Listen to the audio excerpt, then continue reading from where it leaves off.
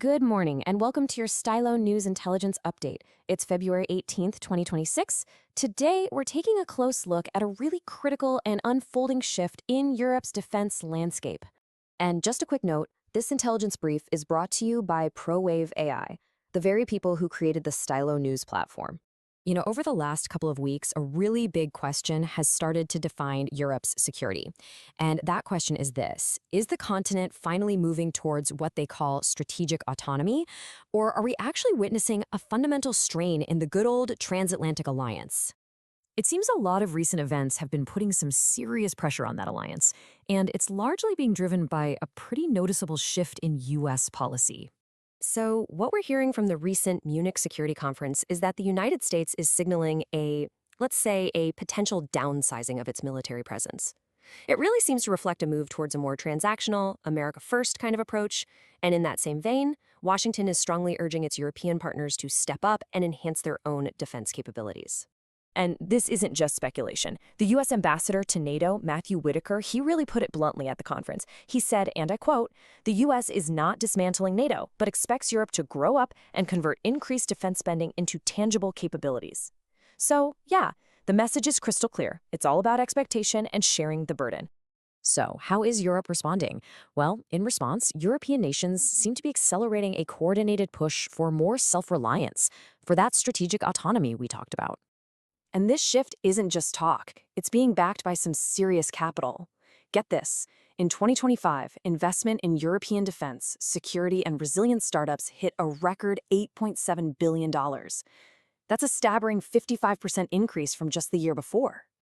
And that money is being matched by some really significant policy discussions. We're seeing Germany thinking about expanding its army, the Bundeswehr. France is openly debating the role of its nuclear deterrent. The UK is pushing for much tighter defense integration. And the EU as a whole is even floating the idea of a 100,000-strong joint defense force. You see, these aren't just casual conversations.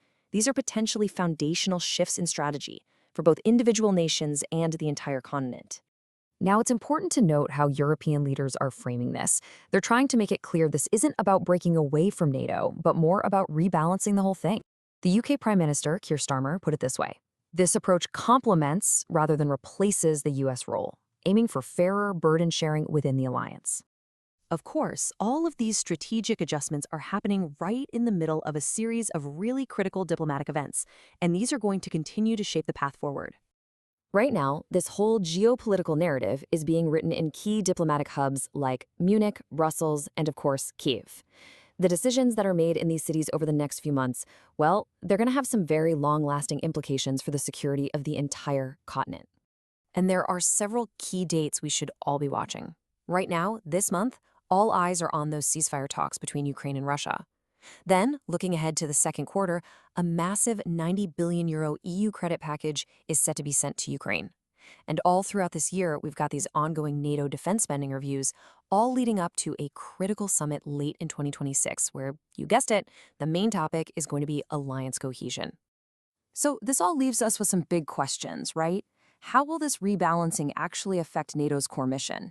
And what are the real long-term implications for European security? Well, for a complete analysis of these critical developments, we really do invite you to listen to today's full Stylo News Intel Update. You can find it right now on your favorite audio channel, or just follow the link that's with this post. Thank you for joining us this morning. For more AI-powered news on demand, you can always subscribe over at www.stylonews.com.